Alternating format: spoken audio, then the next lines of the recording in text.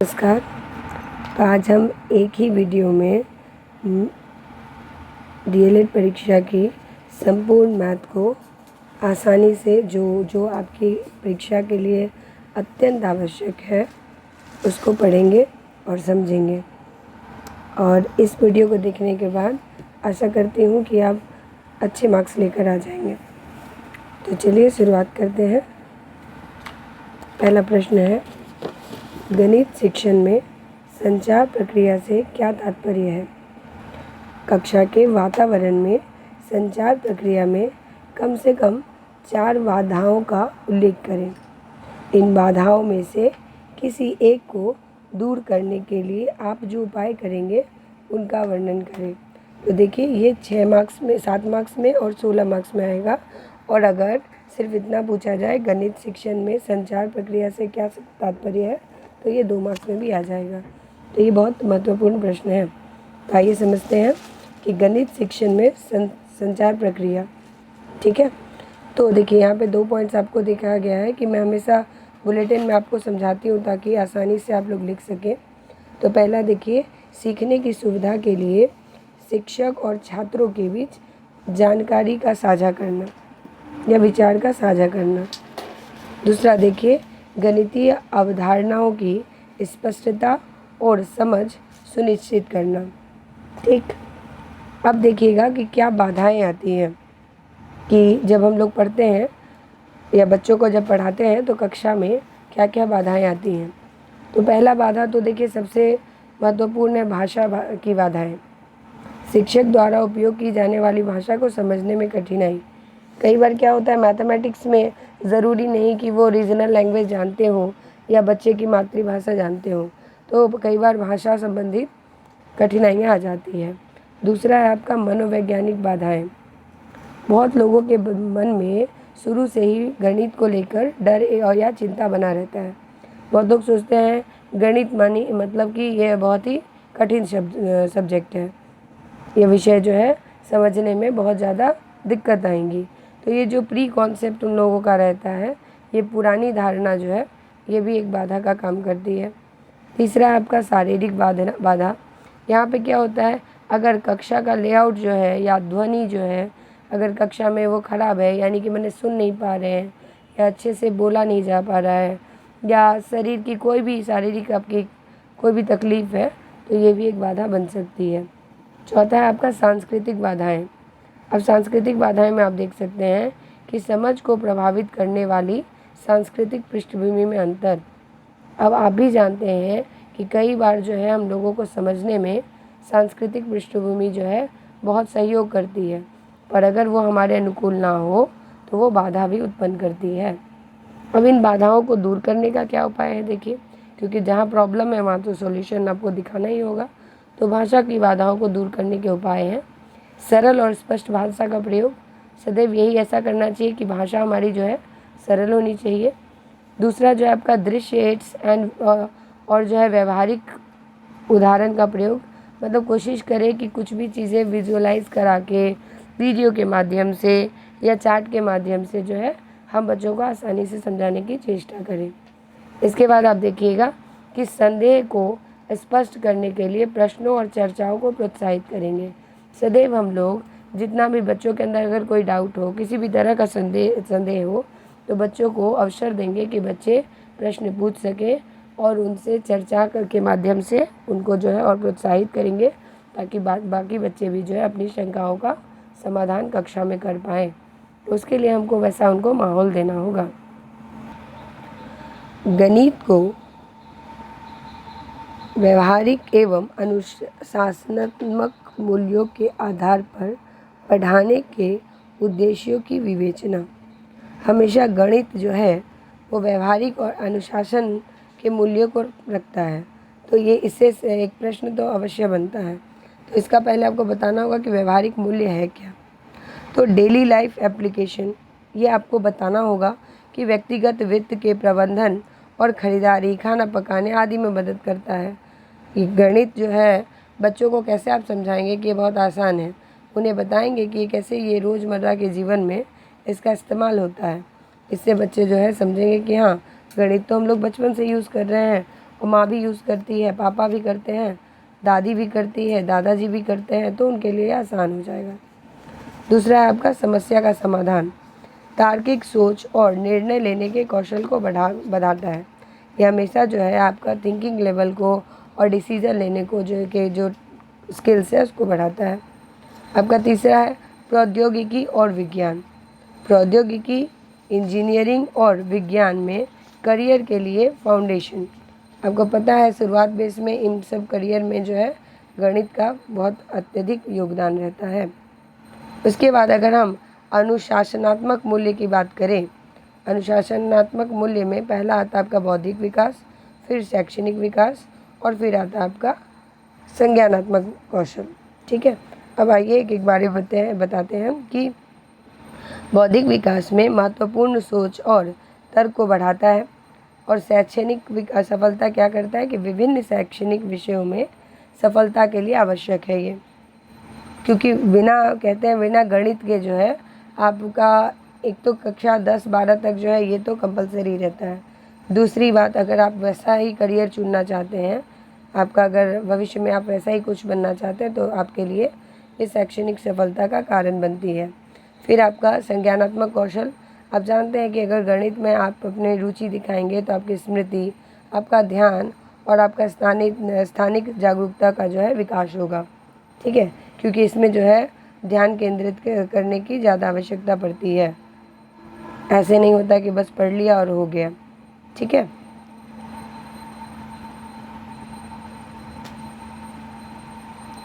इसके बाद देखिए हम लोग अगला प्रश्न में आते हैं कि शिक्षण सहायक सामग्री के उपयोग और उनके प्रभावी उपयोग के सिद्धांत लिखें। देखिए हम लोग यहाँ क्या पढ़ रहे हैं, गणित, मैथमेटिक्स, तो हमारे दिमाग में हमको वही रखना होगा। अगर शिक्षण सहायक सामग्री की बात करी जा रही है तो आपको मैथ को दिमाग में रखते हुए यह बात करना पड़ेगा। तो पहला देखिए शिक्षण सहायक उपकरण का उपयोग करने के सिद्धांत क्या है। पहला तो भाई वो प्रासंगिकता उसमें आवश्यक है कि वह पढ़ाए जा रहे विषय के लिए प्रासंगिक होना चाहिए, टू दी पॉइंट। ठीक, दूसरा है आपका स्पष्टता, स्पष्ट और समझने में आसान होना चाहिए। ठीक है, इसीलिए ना हम लोग बड़े बड़े अक्षर में लिखते हैं ताकि वो स्पष्ट भी हो और आसानी से समझ में आए। तीसरा जो है आपका, ये आपका इंगेजमेंट की बात हो रही है, यहाँ पे संलग्नता होगा। संलग्नता के मतलब छात्रों में संलग्न करना चाहिए और रुचि होनी चाहिए। ठीक है, अगला है आपका विविधता। यहाँ पे देखिए, यहाँ पे ये संलग्न होगा, संलग्नता। चौथा आता है विविधता। विभिन्न शिक्षण शैलियों को पूरा करने के लिए विभिन्न प्रकार के एड्स का उपयोग करें। ठीक, तो जैसा जैसा शैली है उनके हिसाब से हम लोग अलग अलग जो है टीचिंग एड्स इस्तेमाल करते हैं।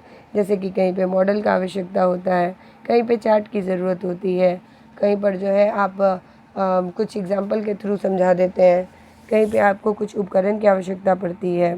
ठीक है, आगे देखिए प्रभावी उपयोग क्या क्या होते हैं इसके। आपके जो TLM है, टीचिंग लर्निंग एड्स जो है, उसके प्रभावी उपयोग क्या क्या होते हैं। पहला देखिए चार्ट जो है, चार्ट या ग्राफ कह लें, चार्ट और ग्राफ जैसे दृश्य एड्स को एकीकृत करें। ज्यामितीय आकृतियों और मॉडलों जैसे व्यवहारिक सामग्रियों का उपयोग करें। तीसरा जो है इंटरैक्टिव सॉफ्टवेयर और वीडियो जैसे डिजिटल टूल को नियोजित करें। चौथा है छात्रों को सीखने की गतिविधियों के हिस्से के रूप में अपने स्वयं के एड्स बनाने के लिए प्रोत्साहित करें। प्रोजेक्ट के माध्यम से हो या किसी क्रिएटिविटी के माध्यम से हो, बच्चों को भी प्रोत्साहित करें कि वो भी जो है कुछ जो है अपने से स्वयं से जो है कुछ टीचिंग एड्स बनाएं। इससे क्या होगा, बच्चों में प्रोत्साहन भी आएगा और बच्चों जो है कुछ अच्छी तरीके से कुछ सीखेंगे भी और कुछ क्रिएटिविटी हो सकता है आपसे भी वो बेटर करके दिखा दें। आगे देखिए, यहाँ हम देखेंगे जोड़ प्रक्रिया सिखाने के चरणों का उल्लेख करें। देखिए कई बार क्या होता है कि हम लोग भाई मैथ्स तो जानते हैं, जोड़ घटाव गुना भाग सब जानते हैं, लेकिन जब प्रश्न करता है तो बहुत आसान से प्रश्न के भी उत्तर हम लोग नहीं दे पाते क्योंकि हम लोगों ने उनको उसको पढ़ा नहीं होता। तो आपको यहाँ पे स्टेप्स लिखने हैं, किसके, एडिशन के। तो प्रक्रिया को पढ़ाने के लिए उपयुक्त शैक्षिक सामग्री का भी सुझाव आपको देना है। तो पहले देखिए शिक्षण संवर्धन के चरण क्या क्या हैं। परिचय पहले आप देंगे कि 2 या 2 से अधिक संख्याओं के संयोजन के रूप में जोड़ की अवधारणा की व्याख्या करें। तो पहले तो आप प्रदर्शन करेंगे कि उदाहरणों का उपयोग करके जोड़ने का तरीका दिखाएंगे। दूसरा, आप अभ्यास कराएंगे, छात्रों को इसके अलावा अभ्यास करने के लिए अभ्यास प्रदान करेंगे। आप कक्षा में भी कराएंगे और कुछ घर गृह कार्य के रूप में भी देंगे। तीसरा, आप मूल्यांकन करेंगे। कैसे मूल्यांकन करेंगे? तो या तो क्विज़ आप रखेंगे या तो कुछ परीक्षण करेंगे। इसके माध्यम से जो है आप मूल्यांकन कर पाएंगे कि बच्चों ने जोड़ करना सीखा या नहीं। अब इसका उपयोग शैक्षिक सामग्री इसमें क्या क्या लगेगी? तो जैसा कि आपने अपनी कक्षा में भी पढ़ा है कि वस्तुओं की गिनती आप सबसे पहले एकदम बेसिक पे सिखाएंगे। आप बीन्स लाएंगे या ब्लॉक या मोती, इससे आप वस्तुओं को काउंट करना सिखाएंगे। दूसरा, आप जो है संख्या को जो है रेखाएं अतिरिक्त जो है प्रक्रिया को समझने में मदद करने के लिए दृश्य एड्स बताएंगे। तीसरा, आपको इंटरैक्टिव गेम्स कुछ कुछ खेलेंगे। डिजिटल गेम को सीखने के अलावा मज़ेदार भी बनाते हैं, ठीक। फिर आप फ्लैश कार्ड का इस्तेमाल कर सकते हैं, जिसमें क्या है त्वरित अभ्यास और याद रखने के लिए जो है ये काम आती है फ्लैश कार्ड। फ्लैश कार्ड के माध्यम से अगर आप एक चार्ट रखें और फ्लैश कार्ड में आपने लिखा है 4 + 3, 4 को 2 से जोड़ना है मान लीजिए या 5 से जोड़ना है, तो उसको आप चार्ट के माध्यम से जो है आप बच्चों से खुद ही करवा सकते हैं, ठीक है। आगे हम लोग पढ़ेंगे कि आगे जोड़ और गुणन प्रक्रियाओं में छात्रों की सामान्य कमजोरियां क्या है। जैसा कि आपने पहले पढ़ा कि बच्चे जो है कुछ बच्चे मैथ से जो है डरते हैं, तो उनकी कमजोरियां क्या है और इन कमजोरियों की पहचान करने के लिए एक नैदानिक परीक्षण तैयार करें। तो आपको जानने के लिए एक परीक्षण भी तैयार करना होगा। तो पहला तो सामान्य कमजोरियां आप लिख देंगे कि कमजोरियां होती कौन कौन सी है। तो देखिए, जोड़ से क्या होता है, संख्याओं को ले जाने में कठिनाई होती है और स्थान मूल्यों के साथ भ्रम होता है। कई बार बच्चे जो है वो बोलते हैं ना, हम लोग जो लेते हैं कैरी ऑन, ठीक है, हासिल जो लेते हैं उसमें दिक्कत होती है बच्चों को। गुणा में देखिए क्या होता है, गुणा में जो है तालिकाओं को याद रखने के साथ संघर्ष होता है कई बार। फिर देखिएगा कि संख्याओं को सही ढंग से संरेखित करने में त्रुटियां होती है। जैसे हम लोग जो दूसरा लाइन में लिखते हैं क्रॉस करके, वो बच्चे कई बार नहीं लिख पाते हैं। इसके बाद देखिए हम लोग देखेंगे नैदानिक परीक्षण। क्या आपके हिसाब से कि क्या इसका निदान करने के लिए हमें क्या करना चाहिए। पहले तो भाई कैसे टेस्ट करेंगे, तो जोड़ परीक्षण देंगे।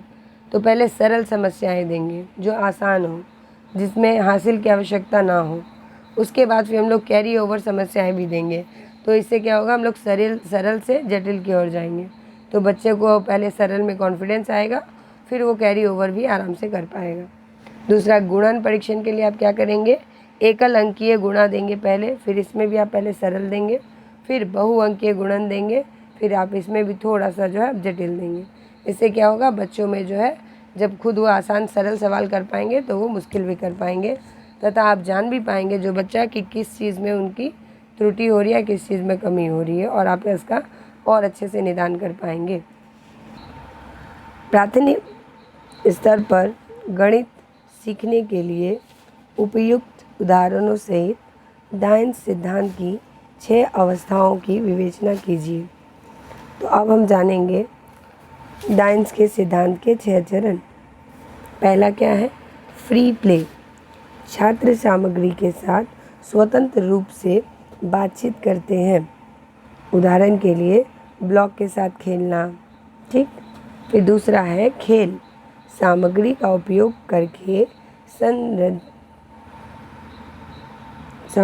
उपयोग करके संरचित गतिविधियां, जैसे ब्लॉक के साथ टावरों का निर्माण, ठीक है। नंबर तीसरा देखिए, संरचित खेल। विशिष्ट अवधारणाओं पर ध्यान केंद्रित करने वाली निर्देशित गतिविधियां, जैसे आकार के अनुसार ब्लॉक को छांटना। फिर चौथा, प्रतिनिधित्व।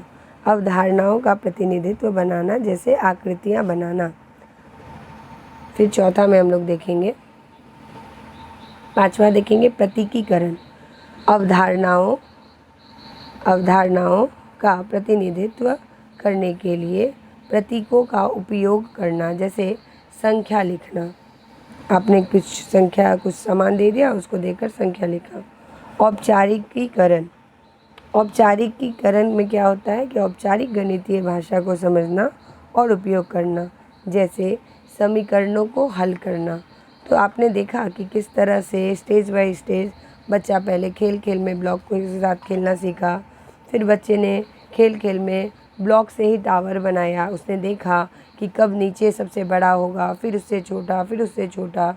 फिर संरचित खेल में उसने देखा कि आकार के अनुसार ब्लॉक को जो है वो सेग्रीगेट छांटने लगा। फिर प्रतिनिधित्व में उसने क्या किया, खुद से जो है आकृति बनाने लगा। फिर उन्होंने क्या किया, प्रतीकीकरण में जो है वो खुद की जो अवधारणाएं बनाने लगा कि हाँ यहाँ पे जो है ये 10 ब्लॉक है, ये 6 ब्लॉक है, इस तरह से। फिर औपचारिकता में क्या है कि अब वो औपचारिक नियम के अनुसार जो है समीकरण को हल करने लगेगा। गणित शिक्षण के संदर्भ में ब्रूनर के सिद्धांत की विवेचना कीजिए। तो ब्रूनर ने क्या कहा है कि पहला चरण जो है इनका सक्रिय चरण है, ठीक है।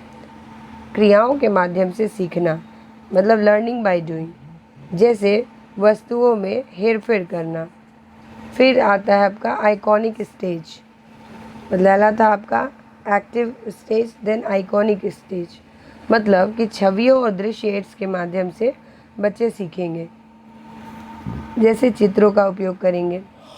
तीसरा जो है आपका प्रतीकात्मक चरण, प्रतीकों को और अमूर्त सोच के माध्यम से सीखना, उदाहरण के लिए संख्याओं और सूत्रों का उपयोग करना, ठीक है। वो संख्याएं और सूत्र जो है वो अमूर्त होते हैं और उसको प्रतीक के माध्यम से वो उसका प्रयोग करते हैं। इसके बाद हम लोग देखेंगे गणित में आवेदन, ठीक है।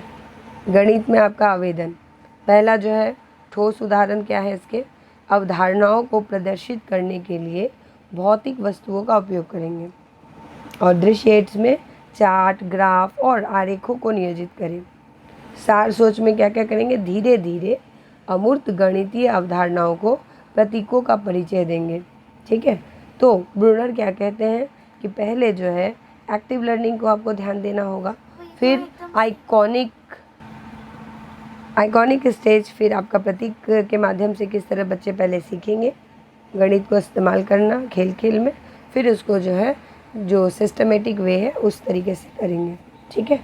आगे हम लोग बढ़ते हैं कि पियाजे की गणित शिक्षा में अनुकूलन, आत्मसात तथा संरक्षण की संकल्पनाएं, ठीक है।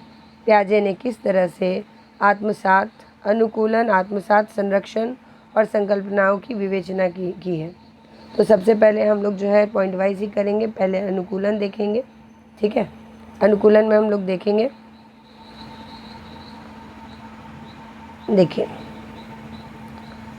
नई जानकारी के साथ समायोजन करना, कि हमेशा जो आपके पास नई जानकारी है, अनुकूलन का मतलब क्या होता है, जो जानकारी है उसके साथ साथ नई जानकारी का समायोजन करना।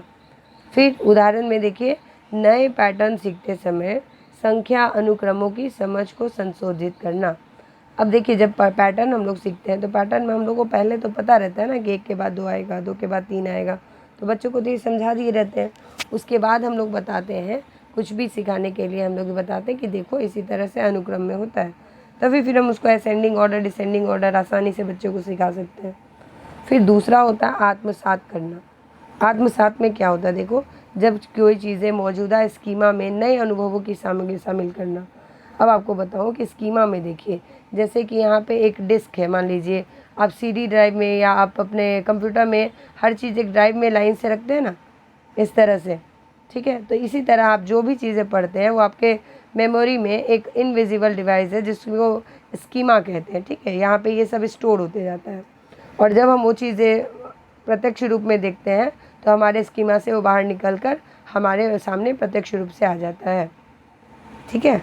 तो इसीलिए जो है स्कीमा का मतलब वही होता है कि हमारे, अच्छा, कई बार क्या होता है कि वो स्कीमा जो है इसके दिमाग में अगर वो कोई कॉन्सेप्ट पहले से गलत बना हुआ है, ठीक, या अधूरी जानकारी है, तो जब वो नया स्कीमा देखेगा तो वो उसमें उसको मॉडिफाई कर लेगा।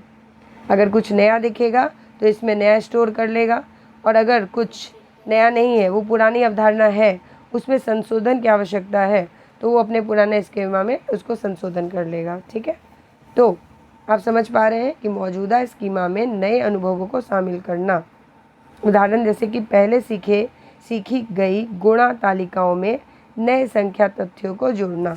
अभी देखिए जैसे कि मान लीजिए ना कि पहले हम लोग जो है जोड़ सीखते हैं तो क्या होता है 2 और 3 मान लीजिए सीखते हैं तो हम क्या करते हैं 2 लाइन पहले खींचते हैं, फिर यहाँ पे 3 लाइन खींचते हैं और बच्चों को सिखाते हैं बराबर यहाँ पे 5 हो गया, ठीक, ये सिखाते हैं। लेकिन जब बच्चों की धारणाएं जब नई स्कीमा हम डालते हैं तो क्या हम कहते हैं कि बच्चा ये 2 है, ठीक है, आप अपने फिंगर में 3 निकालिए और ये छोटा संख्या है 3 और 2 कितना हो गया, तो वो अपने आप ही लिख देगा 5।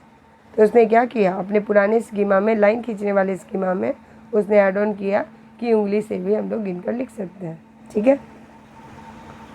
देखिए आगे हम लोग जो है संरक्षण, इसके बाद क्या आता है आपका संरक्षण, ठीक है। हम लोगों ने क्या पढ़ना था, अनुकूलन, आत्मसात तथा संरक्षण, ठीक है। तो अब संरक्षण हम लोग पढ़ेंगे।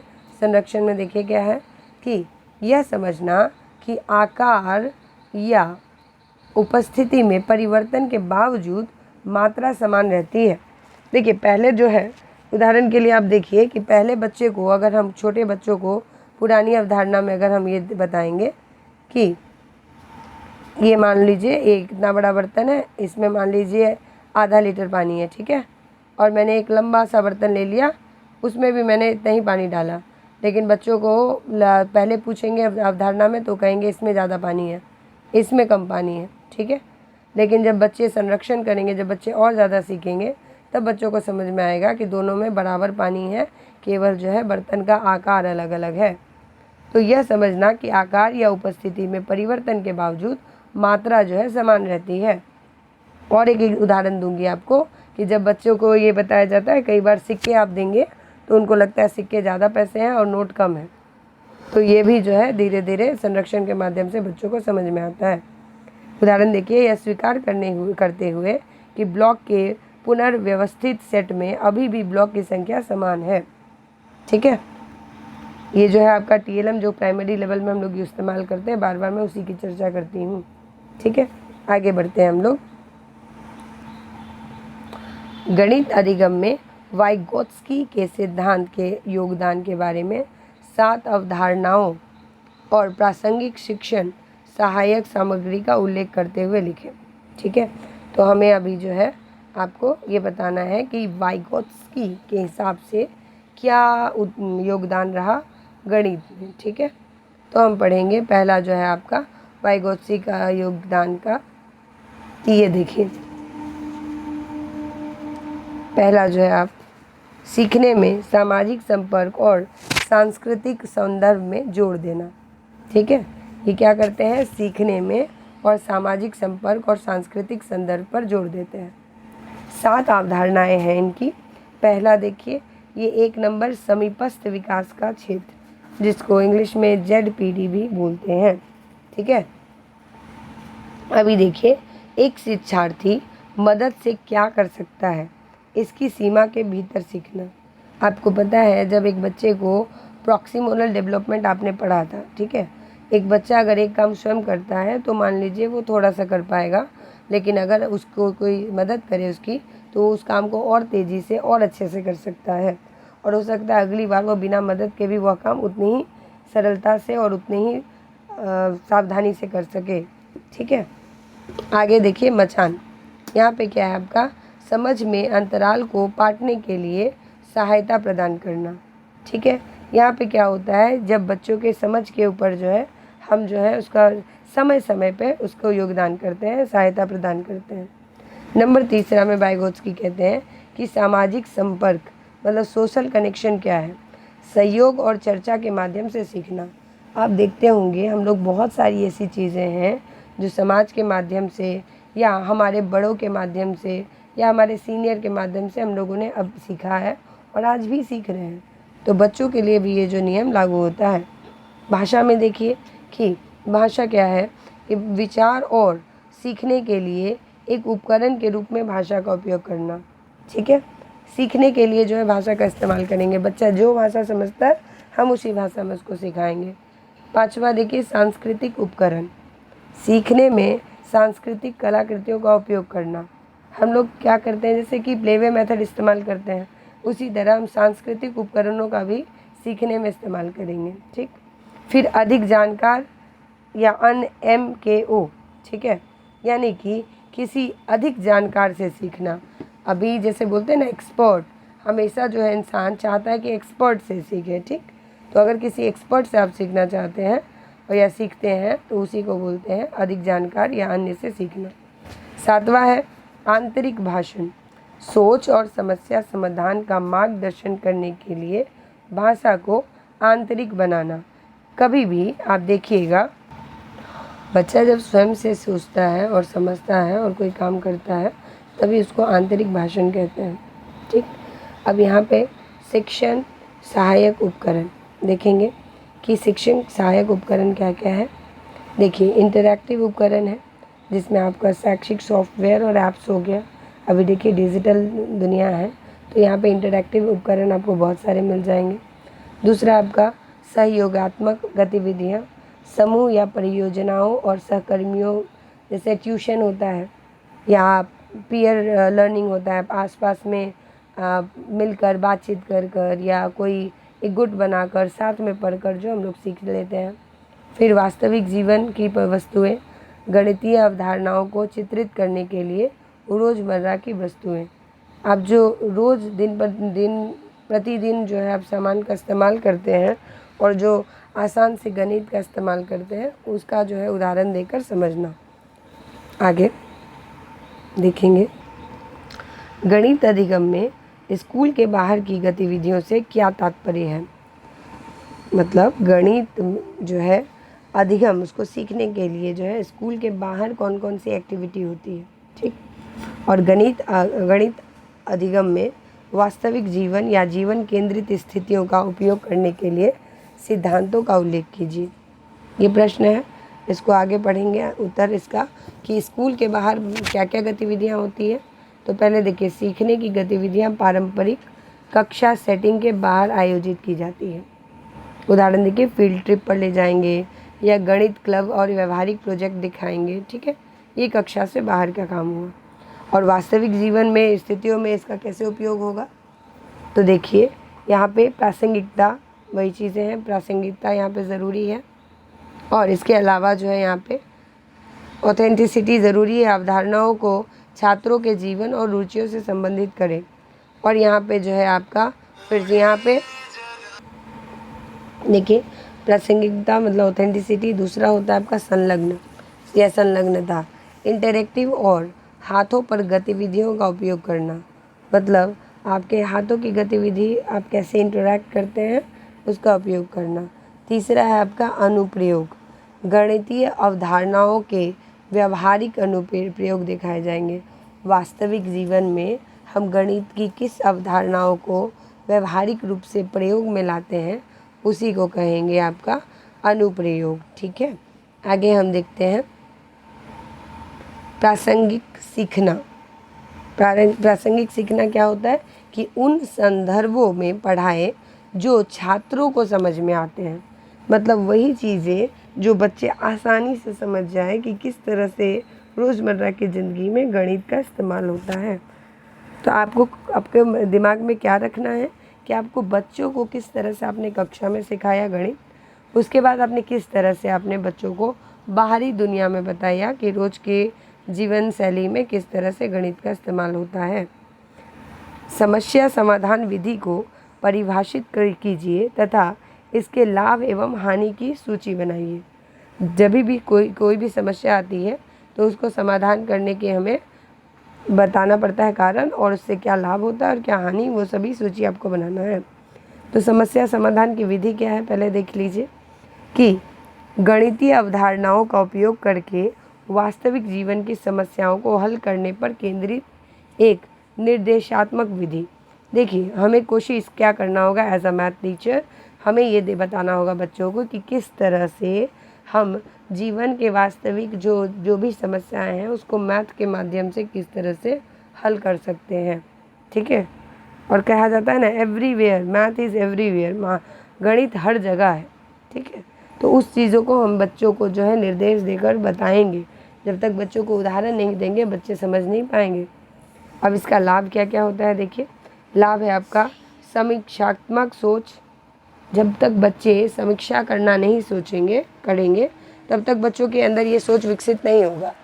तो विश्लेषणात्मक और महत्वपूर्ण सोच कौशल को बढ़ाता है। और संलग्नता क्या करती है? सीखने को इंटरैक्टिव और दिलचस्प बनाती है। तीसरा आपको लाभ क्या होता है? और व्यवहारिक अनुप्रयोग गणित के वास्तविक दुनिया के अनुप्रयोगों को दर्शाता है। देखिए, गणित हर जगह है। जब हम ये बच्चे को यह चीज़ का इस बात के एहसास दिला देंगे तब बच्चों को गणित से प्यार हो जाएगा। तो बच्चों के जो है अंदर गणित को लेकर जो भय है वो भय तुरंत ही ख़त्म हो जाएगा। और इससे नुकसान कुछ क्या होता है आपके इस तरीके से कि आपने जब समस्या का समाधान की जो विधि है, इसके नुकसान यही है, समय लेने वाली, भाई कुछ भी मैथ्स को सॉल्व करने में समय तो लगेगा ही, क्योंकि पारंपरिक तरीक़ों की तुलना में अधिक समय की आवश्यकता हो सकती है, क्योंकि बच्चों को अभी आप सिखा रहे हैं तो यह नॉर्मल से थोड़ा ज़्यादा समय लेगा। विविध पेसिंग्स, कुछ छात्रों को बनाए रखने के लिए संघर्ष करना पड़ता है। हाँ, बहुत ज़्यादा संघर्ष की आवश्यकता होती है, क्योंकि कुछ बच्चे जो नहीं करना चाहते हैं उनको भी आपको कराना है। फिर तीसरा है आपका संसाधन गहन, पर्याप्त सामग्री और संसाधनों की आवश्यकता होती है। ठीक है, कई बार मैथ्स को समझाने के लिए हमें पर्याप्त संसाधनों की आवश्यकता होती है। ठीक है, वो कैसे हो गया? जैसे मान लीजिए बहुत सारा आपको त्रिभुज ही पढ़ाना है बच्चों को, तो आपके पास जो है त्रिभुज होना चाहिए। कक्षा में कई बार हमें उपकरणों की आवश्यकता होती है ताकि हम बच्चों को दिखा सकें कि त्रिभुज दिखता कैसा है, जो वृत्त है वो दिखता कैसा है। तो उसके लिए कई बार हमें उपकरणों की आवश्यकता होती है। हर चीज़ जो है कक्षा में मौजूद नहीं होती, तो ये भी हमारा एक नुकसान है। परियोजना विधि को परिभाषित करें और इसके चरणों, फायदे और नुकसान की सूची बनाएं। परियोजना कार्य जो हम लोग करते हैं उसमें देखिए, एक छात्र केंद्रित शिक्षण पद्धति जहाँ परियोजनाओं के पूरा होने के माध्यम से सीखना होता है। ठीक है, अब हमारा जो परियोजना कार्य होता है वो हमें चाइल्ड सेंटर्ड हम लोग रख के बनाते हैं, तो इसके कुछ स्टेप्स भी होते हैं। चरण क्या क्या है? तो योजना है, निष्पादन, प्रस्तुति, मूल्यांकन। योजना में हम क्या करते हैं कि उद्देश्यों को परिभाषित करते हैं और परियोजना की योजना बनाते हैं। निष्पादन, परियोजना की गतिविधियों को लागू करें। प्रस्तुति, परियोजना के निष्कर्ष, जो आपने परियोजना बनाया उसके निष्कर्ष को प्रस्तुत करेंगे। फिर मूल्यांकन, परियोजना के परिणामों का आकलन करेंगे अपने से। इसमें लाभ क्या क्या है? पहला तो लाभ ये है कि सक्रिय शिक्षण होगा, हमेशा एक्टिव लर्निंग होगी, व्यवहारिक और अनुभवात्मक सीखने को प्रोत्साहित। ठीक है, इसके बाद आप देखेंगे सीखने को प्रोत्साहित करता है। फिर सहयोग को बढ़ाता है, टीम वर्क और संचार कौशल को बढ़ावा देता है, और रचनात्मक जो आपका क्रिएटिविटी है, रचनात्मकता और नवीनतम को बढ़ाता है, नवीनता को जो है बढ़ाता है। परियोजना कार्य में देखिए कुछ नुकसान भी होता है। एक तो ये समय काफ़ी लेता है, परियोजनाओं में काफ़ी समय लग जाता है। संसाधन गहन में क्या होता है, कई बार सामग्री और संसाधनों की आवश्यकता होती है कि हम लोग परियोजना कार्य में तो लिख देते हैं कि हमें इसके लिए यह सहायक सामग्री चाहिए, पर कई बार नहीं भी मिलता है। आकलन चुनौतियाँ आ जाती है कि निष्पक्ष रूप से मूल्यांकन करना थोड़ा मुश्किल हो जाता है। कई बार कुछ बच्चे ज़्यादा कमज़ोर होते हैं, कुछ बच्चे ज़्यादा समझदार होते हैं, तो वहाँ पे थोड़ी चैलेंजेस आ जाती है। गणित की चिंता या गणित में पिछड़ने के कारणों पर चर्चा करें और गणित में रुचि बढ़ाने के तरीके निर्धारित करें। यह प्रश्न अवश्य आएगा, क्योंकि देखिए बच्चों के मन में गणित को लेकर भय बना रहता है और इस भय और चिंता को दूर करने के तरीके ज़रूर पूछे जाएंगे। तो इसीलिए यह उस नज़रिए से यह प्रश्न अत्यधिक जो है इम्पॉर्टेंट हो जाता है। तो गणित की चिंता के कारण क्या क्या हैं, देखिए इस पॉइंट्स को ज़रूर लिखिएगा। उसके बाद अब अगर आप एक्सप्लेन ना भी करें तो भी आपको मार्क्स फुल मिलेगा। नकारात्मक अनुभव, पिछली विफलताओं या नकारात्मक प्रतिक्रिया। ठीक है, दूसरा आपका आता है आत्मविश्वास की कमी, गणित क्षमताओं में कम आत्मसम्मान। तीसरा है आपका खराब शिक्षण विधियाँ, अप्रभावी शिक्षण रणनीतियाँ। चौथा है आपका उच्च उम्मीदें, अच्छा प्रदर्शन करने का दबाव।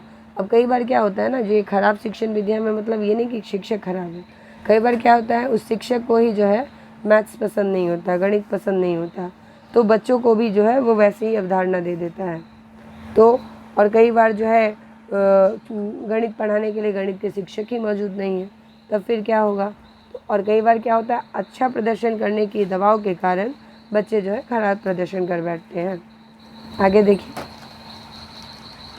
अब इसमें जो है आपसे क्या पूछा गया है कि गणित में रुचि बढ़ाने के तरीके।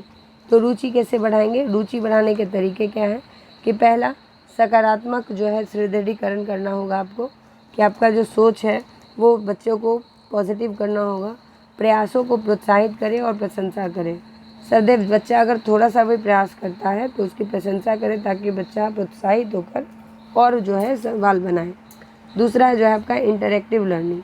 हमेशा सीखने को मज़ेदार बनाने की कोशिश करें, तकनीक का इस्तेमाल करें, गेम का इस्तेमाल करें और प्ले वे मेथड में बच्चों को इंटरैक्टिव लर्निंग सिखाएं।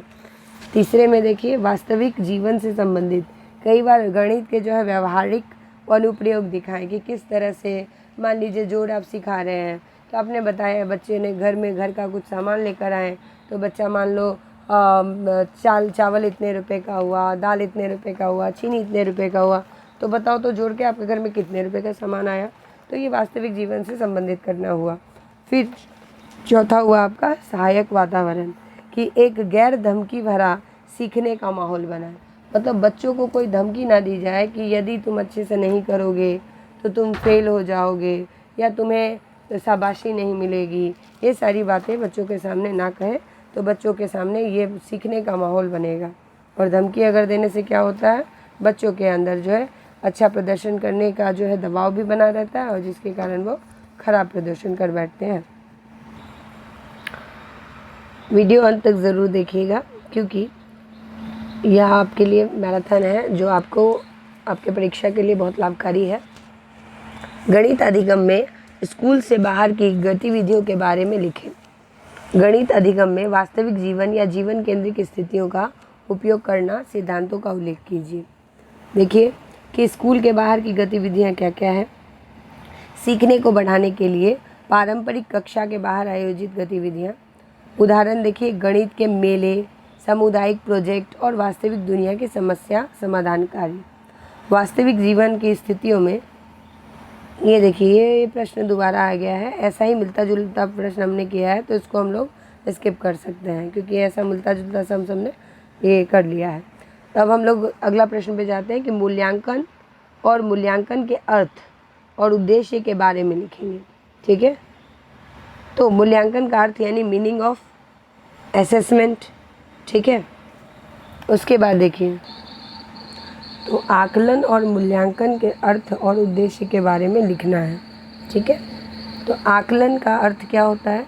छात्रों की अधिगम प्रगति को समझने के लिए जानकारी को एकत्र करने की प्रक्रिया जो है आकलन कहलाती है। ठीक है, और यहाँ पे देखिए, यहाँ पे आकलन का उद्देश्य क्या है? सीखने को मापे, छात्रों की समझ और कौशल का निर्धारण करे, निर्देश को सूचित करे, मतलब जो डायरेक्शन दिया हुआ है उसको जो है आप नोटिस में लाएं, कि शिक्षकों को योजना बनाने और निर्देश में सुधार करने में मार्गदर्शन करें। तीसरा, प्रतिक्रिया प्रदान करें, सुधार के लिए छात्रों को प्रतिक्रिया दें। चौथा जो है जवाबदेही, सुनिश्चित करें कि शैक्षिक मानकों और लक्ष्यों को पूरा किया जा रहा है। ठीक, आगे जो है देखिए, मूल्यांकन का अर्थ हम लोग जानेंगे कि मूल्यांकन का क्या अर्थ होता है। मूल्यांकन में आप देख सकते हैं कि शैक्षिक कार्यक्रमों को प्रभावशाली निर्धारित करने की एक व्यवस्थित प्रक्रिया को ही मूल्यांकन कहते हैं। ठीक, तो इसमें क्या करना है आपको, मूल्यांकन के उद्देश्य क्या क्या होते हैं, वह इवैल्यूएशन होता क्यों है। तो कार्यक्रम में सुधार, कार्यक्रमों में ताकत और कमजोरियों की पहचान करें। नंबर 2, निर्णय लेना, पाठ्यक्रम और निर्देश के बारे में निर्णयों को सूचित करें। नंबर 3, जवाबदेही, सुनिश्चित करें कि कार्यक्रम निर्धारित उद्देश्यों और मानकों को पूरा करते हैं। चौथा आपका दस्तावेजीकरण, जो भी होगा उसको आपको डॉक्यूमेंटेशन करना बहुत ज़रूरी है। तो कार्यक्रम के परिणामों और प्रभाव का प्रदान करना होगा, मतलब एक तरफ का रिजल्ट आप बोल सकते हैं। तो असेसमेंट में आपने क्या किया, अपने बच्चों को असेस किया कि सारी चीज़ों को ऑब्ज़र्व किया, हर चीज़ की प्लानिंग की और देखा। इवैल्यूएशन में क्या किया, आपने निर्धारित किया एक व्यवस्थित तरीके से कि बच्चे ने किस तरह का परफॉर्मेंस दिया, उसको आपने डॉक्यूमेंटेशन किया और उस तरह से जो है आपने बताया। ठीक है, तो आशा करती हूँ आपको समझ में आया होगा। धन्यवाद।